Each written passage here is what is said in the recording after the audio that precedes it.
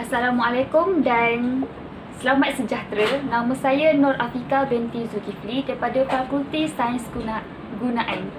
Pada hari ini saya akan menceritakan tentang konklusi yang saya peroleh ketika membuat kertas kerja CTU 552. Dalam video ini saya akan menekankan dua topik utama, iaitu pertama tentang Dewa Brahma dan kedua ialah tentang nilai-nilai pendidikan agama Hindu dalam Lontar Markandeya Purana. Topik pertama saya ialah tentang Dewa Brahma.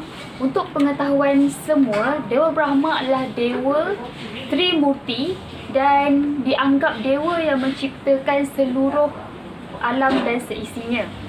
Bagi penganut agama Hindu, mereka menyifatkan Dewa Brahma ini kepada 8 sifat terunggul. Sepertinya yang maha besar, yang maha kuasa dan yang maha menciptakan. Sifat-sifat dan kewujudan Dewa Brahma ini diceritakan di dalam kitab-kitab suci agama Hindu, iaitu kitab suci Veda, kitab suci Isa Upanishad dan kitab suci Bhagavad Gita. Dalam kitab-kitab tersebut banyak menceritakan tentang kekuasaan, kebesaran Dewa Brahma, dan dalam kitab-kitab tersebut juga ada menulis tentang Dewa Brahma yang menciptakan alam ini. Selain itu, cara penyembahan ritual kepada Dewa Brahma adalah berbeza dengan dewa-dewa yang lain. Penganut agama Hindu perlu melakukan Bhakti Marga atau dikenali sebagai Bhakti Yoga untuk menyembah Dewa Brahma. Mereka perlulah melakukan upacara sujud bhakti, iaitu sujud yang dapat menghubungkan dan mendekatkan diri mereka kepada Tuhan. Ketika mereka melakukan sujud tersebut, mereka perlulah menyerah diri sepenuhnya kepada Tuhan dan ikhlas dalam melakukan sujud tersebut agar mereka dapat mencapai tujuan, iaitu mendapat moksha. Moksha adalah satu tujuan utama penganut agama Hindu dalam kehidupan mereka. Selain itu, terdapat juga satu candi yang diduga menjadi tempat pemujaan Dewa Brahma, iaitu Candi Sanggar. Di dalam candi tersebut terdapat beberapa penemuan prasasti pendek yang menunjukkan berkaitan kepada Dewa Brahma. Oleh itu, para pengkaji menduga dan melabelkan Candi Sanggar adalah tempat pemujaan Dewa Brahma. Ketika saya membuat kajian tentang Hinduisme ini, saya dapat mempelajari beberapa ilmu baru, iaitu tentang larangan bagi penganut agama Hindu. Penganut agama Hindu dilarang menggunakan bunga yang gugur sendiri daripada pokoknya dan juga bunga yang dipetik daripada pokok yang disayangi oleh pemiliknya.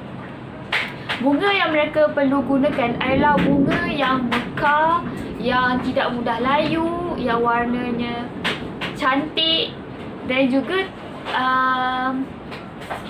baunya harum, sebagai persembahan kepada Tuhan, iaitu ketika melakukan sujud bakti. Terdapat juga beberapa bunga yang dilarang bagi penganut agama Hindu menggunakannya ketika persembahan kepada Tuhan, iaitu bunga jempiring alik. Akhir kata daripada topik ini, pada abad ke-7, kepentingan Dewa Brahma ini semakin kurang dan menghilang akibat dibayangi oleh dewa-dewa besar yang lain, iaitu Dewa Siva dan Vishnu. Oleh itu, kepentingan Dewa Brahma pada masa kini semakin berkurang. selesai sudah kita dalam topik pembincangan kita yang pertama, iaitu tentang Dewa Brahma, maka beralih kita kepada topik yang kedua, iaitu review artikel daripada artikel Kajian Nilai-Nilai Pendidikan Agama Hindu dalam Lontar Markandeya Purana, penulisan oleh I. Ketut Sukadana. Dalam artikel tersebut, beliau mengupas tentang satu karya sastra yang mengandungi ajaran agama Hindu yang menceritakan tentang kisah Mahari Markandeya yang datang ke Bali untuk mewujudkan keharmonian agama Hindu, penganut agama Hindu di Bali. Jadi penulis mengambil inisiatif menulis artikel ini untuk memudahkan generasi muda menghayati dan mendalami agama Hindu. Terdapat beberapa isu yang menarik minat saya ketika mengkaji tentang artikel ini, iaitu isu tentang kepercayaan yang perlu dianuti oleh penganut agama Hindu. Yang kita ketahui, setiap agama mempunyai kepercayaan masing-masing untuk membuktikan keimanan mereka kepada Tuhan mereka. Kepercayaan penganut agama Hindu adalah sangat berbeza dengan kepercayaan penganut agama Islam yang dianuti oleh saya. Penganut agama Hindu meyakini bahawa Tuhan mereka ialah Ida Sang Yang Windy, iaitu Tuhan yang maha besar dan menciptakan seluruh alam, dan mereka boleh membayangkan sifat-sifat Tuhan supaya mereka lebih fokus ketika beribadah. Namun, bagi umat Islam, hanya Allah sahaja yang patut disembah dan ditaati. Allah juga ialah pencipta seluruh alam dan seisinya. Umat Islam dilarang menyamakan sifat-sifat Allah dengan sifat makhluk-makhluknya. Dalam surah Al-Ikhlas ayat 1 hingga 4, A'udzubillahi minasyaitanirrajim. Bismillahirrahmanirrahim. Qul huwallahu ahad, Allahus samad, lam yalid walam yulad walam yakul lahu kufuwan ahad.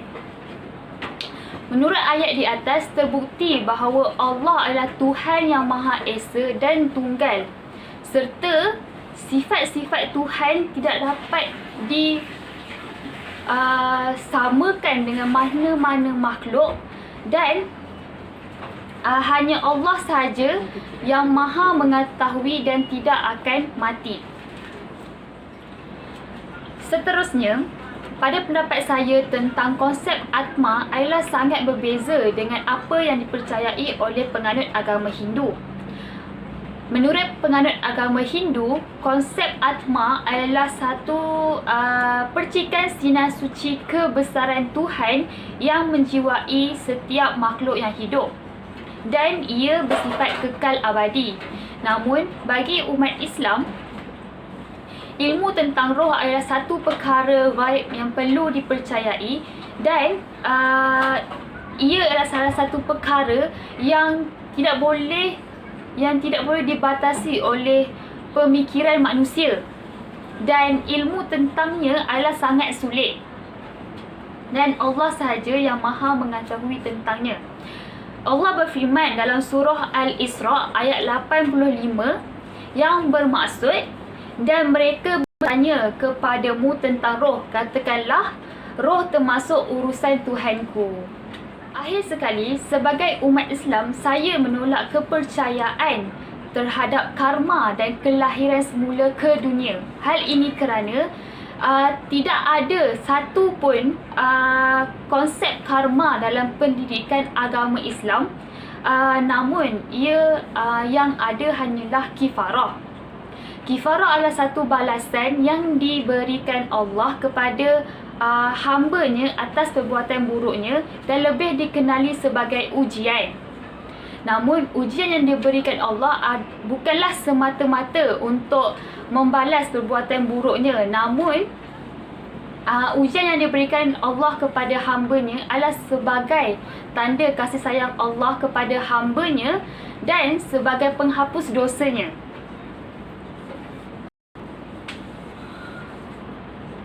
itu, umat Islam juga tidak mempercayai tentang kelahiran semula ke dunia.